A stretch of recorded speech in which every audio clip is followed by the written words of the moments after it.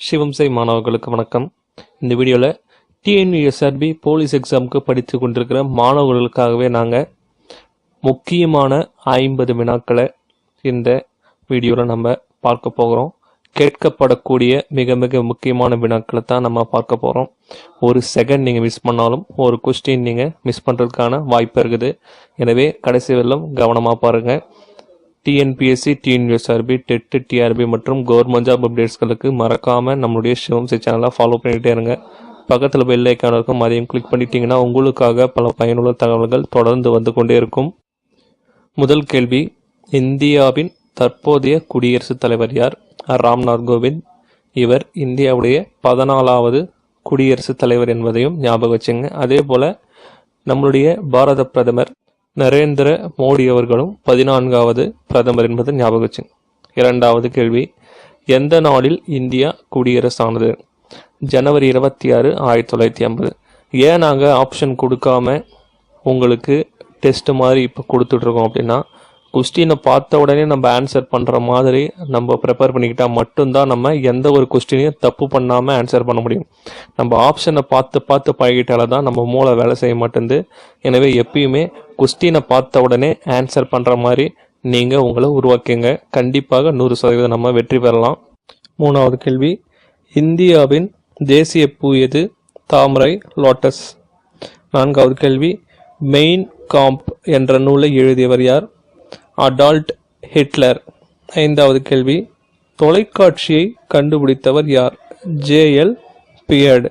ஆறாவது, சுதந்திர இந்தியாவின் முதல் பாரத பிரதமர் யார்? நம்ம எல்லாருக்குமே தெரியும், நம்முடைய ஜவஹர்லால் நேரு அவர்கள் தான் நம்முடைய சுதந்திர இந்தியாவின் பாரத பிரதமர். ஆக்சுவலாக வல்லபாய் பட்டேல் அவர்களை தான் பார்த்தீங்கன்னா ஆக்சுவலாக அவர் தான் வந்திருக்கணும்.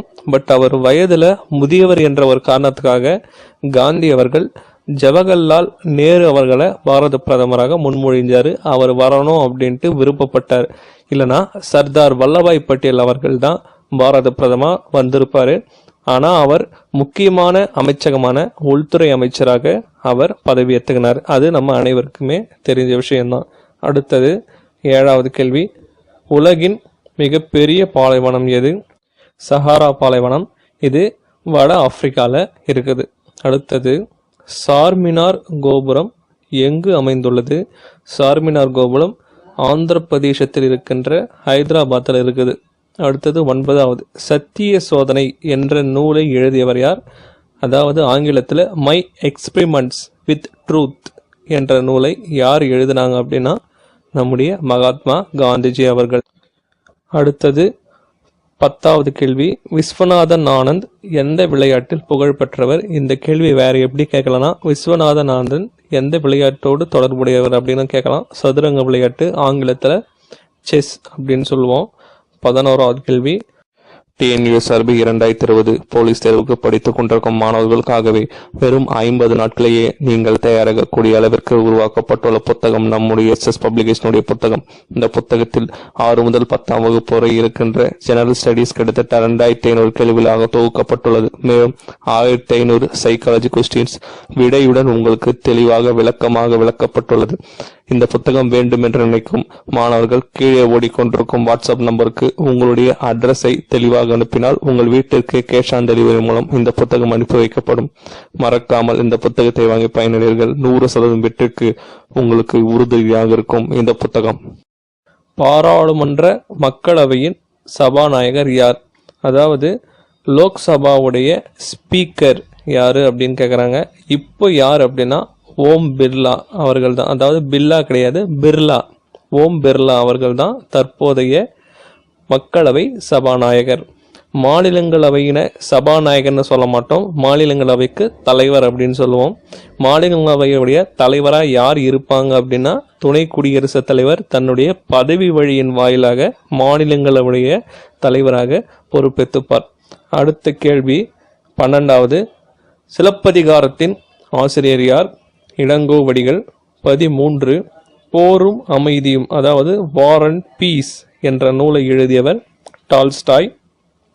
14வது கேள்வி, தேசிய பாட்டு எது? நீங்கள் கொஞ்சம் டிஃப்ரெண்ட் நல்லா தெரிஞ்சுக்கணும். நேஷ்னல் சாங் என்பது வேற, நேஷ்னல் ஆந்தம் என்பது வேற.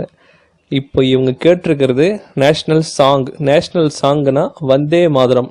நம்முடைய பங்கிம் சந்திர சட்டர்ஜி எழுதிய வந்தே மாதரம் தான் நம்மளுடைய நேஷ்னல் சாங், அதாவது தேசிய பாடல். 15வது கேள்வி, லேன் என்பது என்ன அப்படின்னு கேட்டாங்க. லேன்லாம் லோக்கல் ஏரியா நெட்வொர்க் அப்படின்னு சொல்லுவோம். ஒரு வீட்டுக்குள்ளே இல்லை ஒரு கம்ப்யூட்டர் சென்டருக்குள்ளே ஒரு 5-6 கம்ப்யூட்டர் இருக்குதுன்னா அந்த 5-6 கம்ப்யூட்டருக்கு கனெக்ட் பண்ணுறதுக்கு உருவாக்கப்பட்டிருக்கிற ஒரு நெட்வொர்க்கு தான் லோக்கல் ஏரியா நெட்வொர்க். 16, இந்திய துணை குடியரசுத் தலைவர் யார்? இப்பொழுது இந்திய துணை குடியரசுத் தலைவர் யார்னா திரு வெங்கையா நாயுடு அவர்கள். அடுத்தது 17வது கேள்வி, பொற்கோவில் எங்கு அமைந்துள்ளது? நீங்கள் கோல்டன் டெம்பிள் என்னொன்னே வேலூர் ஸ்ரீபுரம் போட்டு போறீங்க, இது கிடையாது, அமிர்தசரஸ். 18, விண்வெளிக்கு சென்ற முதல் பெண்மணி யார்? நீங்கள் எல்லாருமே கல்பனா சாவ்லான்னு ஆப்ஷனில் இருந்துச்சுன்னா நீங்கள் அதை தான் போடுவீங்க. ஆனால் கல்பனா சாவ்லா கிடையாது. அவங்க என்ன கொஸ்டின் கேட்டிருக்காங்கன்னா, உலகிலேயே விண்வெளிக்கு சென்ற முதல் பெண்மணி யாருன்னு தான் கேட்டிருக்காங்க. அது யாருன்னா வாலண்டினா தெரஸ்கோவா. இந்தியாவில் கல்பனா சாவ்லா. அதுக்கு அடுத்த கேள்வியாக கேட்டிருக்காங்க. 19, இந்திய பெண் விண்வெளி வீரர் யார்? கல்பனா சாவ்லா. 20, இந்தியாவில் இருந்து கிழக்கிலிருந்து சென்று மேற்கில் அரபிக்கடலில் கலக்கும் நதிகள் யாவை? 2 நதி மட்டும்தான் அரபிக்கடலில் கலக்கும். அது எதுனா நர்மதை, தபதி. மீதி எல்லாமே இந்தியாவில் வங்காள விரிகுடாவில் மட்டும்தான் கலக்கும். ஞாபகம் வச்சுங்க.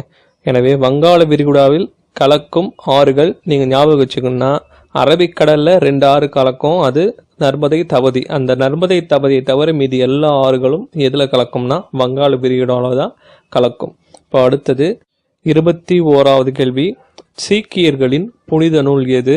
ஆதி கிரந்தம். 22, தில்லி சலோ என்று கூறியவர் யார்? தில்லி சலோ, ஜெய்ஹிந்த் இதெல்லாம் யார் சொன்னாங்க அப்படின்னா நம்முடைய நேதாஜி என்று அழைக்கப்படுகின்ற சுபாஷ் சந்திர போஸ். 23, நெடுநல் வாடை என்ற நூலை எழுதியவர் யார்? நக்கீரர் அவர்கள். இவர் தான் திருமுருகாற்றுப்படை என்ற நூலையும் எழுதியிருப்பார். 24, தண்டி யாத்திரை அதாவது தண்டி மார்ச் எந்த ஆண்டு நடந்தது? 1930ஆம் ஆண்டு. இந்தியாவில் பரப்பளவில் மிகப்பெரிய மாநிலம் எது? எல்லாருமே உத்தரப்பிரதேசம் நினைப்பாங்க. உத்தரப்பிரதேசம் மக்கள் தொகையில தான் அதிகம். பட் பரப்பளவில் பெரிய மாநிலம் எது அப்படின்னு பார்த்தீங்கன்னா ராஜஸ்தான். ராஜஸ்தானில் பாலைவனமே 3ல் 1 பங்கு இருக்கும். மீதி 2 பங்கு தான் வந்து பார்த்தீங்கன்னா பாலைவனம் கொஞ்சம் இல்லாமல் இருக்கும். ஸோ பரப்பளவில் இந்தியாவிலே மிகப்பெரிய மாநிலம் ராஜஸ்தான். மக்கள் தொகையில் அதிகம் உள்ள மாநிலம்னு கேட்டாங்கன்னா உத்தரப்பிரதேசம். அதே போல் உத்தரப்பிரதேசத்துடைய இன்னொரு முக்கியமான விஷயம் என்னென்னா, இந்தியாவிலேயே அதிக மக்களவை தொகுதிகளை கொண்ட மாநிலமும் அதுதான். கிட்டத்தட்ட 80 மக்களவை தொகுதிகளை கொண்டது உத்தரப்பிரதேசம். அதுக்கு அடுத்த கொஸ்டின், நாசிக் எந்த நதிக்கரையில் உள்ளது? கோதாவரி என்ற நதியினுடைய நதிக்கரையில் தான் இருக்குது. நாசிக் நமக்கு எல்லாருமே தெரியும். நம்முடைய நாட்டினுடைய பணம் அச்சடிக்கப்படும் இடம் நாசிக். இது எங்கே இருக்குன்னா மகாராஷ்டிராவில் இருக்குது. ஸோ அந்த நாசிக் நகரம் எந்த நதியினுடைய நதிக்கரையில் அமைந்திருக்கு அப்படின்னா கோதாவரி நதியினுடைய நதிக்கரையில் தான் அமைஞ்சிருக்கு. அடுத்தது 27வது கேள்வி, தேம்பாவணி என்ற நூலை எழுதியவர் யார்? வீரமாமுனிவர். 28வது கேள்வி, இந்தியாவின் மிக உயர்ந்த மலைச்சிகரம் எது? இந்தியாவுடைய உயர்ந்த மலைச்சிகரம் அப்படின்னு பார்த்தீங்கன்னா எல்லாருமே எவரெஸ்ட்டை நினச்சிட்டு இருப்பீங்க. எவரெஸ்ட்ன்றது நேபாளத்தில் இருக்குது, இந்தியாவில் இல்லை. ஸோ இந்தியாவுடைய மிக உயர்ந்த மலைச்சிகரம் அப்படின்னா K2 என்று அழைக்கப்படுகின்ற காட்வின் ஆஸ்டின். அதனுடைய உயரம் 8611 மீட்டர். இப்போ எவரெஸ்டுடைய உயரம் அப்படின்னு பார்த்தீங்கன்னா 8848 மீட்டர். இப்போது அடுத்த கேள்விக்கு நம்ம போகலாம். 29வது கேள்வி, இந்தியாவில் முதலில் இருப்பு பாதை எங்கு போடப்பட்டது? ஆக்சுவலாக போட ஆரம்பித்தது 1849, போட்டு முடித்தது 1853.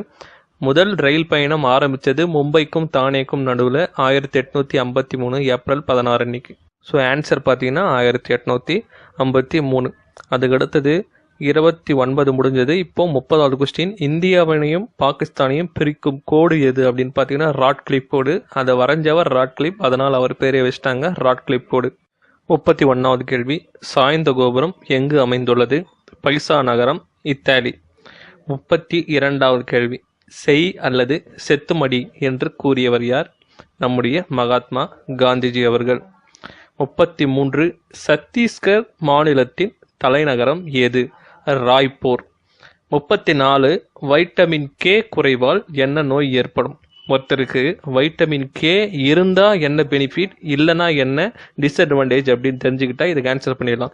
ஒருத்தருடைய உடம்புல தேவையான அளவு வைட்டமின் கே இருந்ததுன்னா, இப்போ ஒருத்தர் கீழே விழுந்தால் அவருடைய முட்டியில் இல்லை வேற எங்கன்னா அடிபட்டவுடனே ரத்தம் வெளியே வரும்.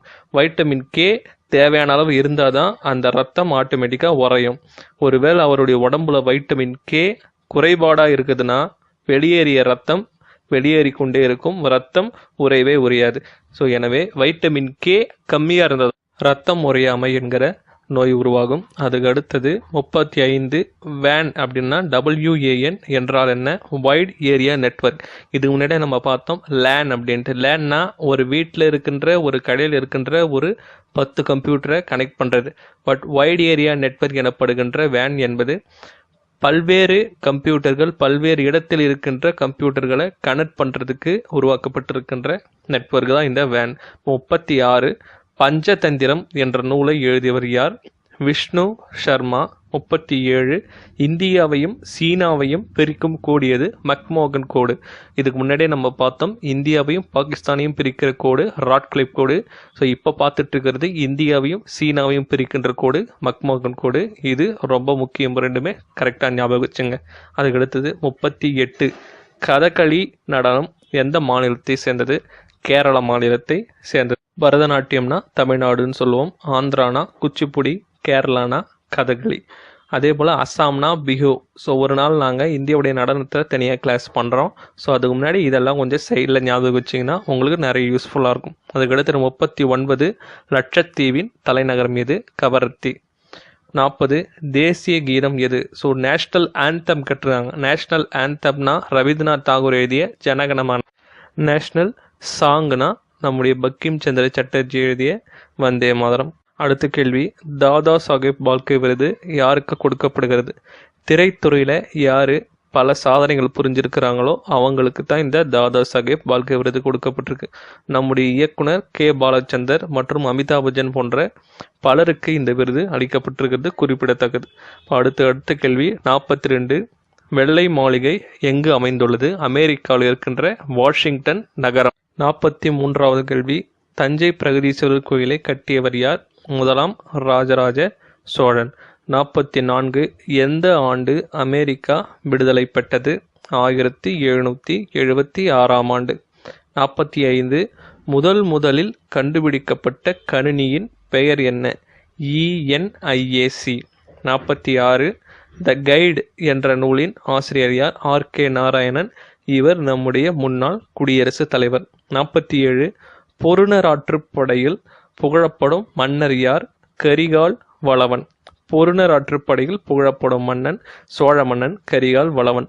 48 இந்தியாவின் நுழைவு வாயில் எங்கு உள்ளது? மும்பை. மும்பை வேறு எப்படி சொல்லுவாங்கன்னா இந்தியாவின் மான்செஸ்டர் என்று அழைக்கப்படுகிறது. அது காரணம் என்னன்னா மும்பையை சுற்றி தான் நிறைய பருத்தி ஆலைகள் இருக்கும். அதனால் இந்தியாவின் மான்செஸ்டர் மும்பை. தமிழ்நாட்டின் மான்செஸ்டர் கோயம்புத்தூர்.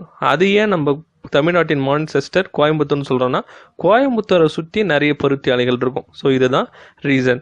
49 முதலில் நோபல் பரிசு வாங்கிய இந்தியர் யார்னா நம்முடைய சர் ரவீந்திரநாத் தாகூர். 1913ஆம் ஆண்டு இலக்கியத்துக்காக நோபல் பரிசு பெற்றார். இப்போ கடைசியாக 50வது கேள்வியை பார்க்கலாம். குச்சிப்புடி நடனம் எந்த மாநிலத்தை சேர்ந்தது? ஆந்திரா மாநிலம். ஸோ இப்போ இந்த வீடியோவில் நம்ம 50 கொஸ்டினுக்கு ஆன்சரோடு நம்ம பார்த்துருக்கோம்.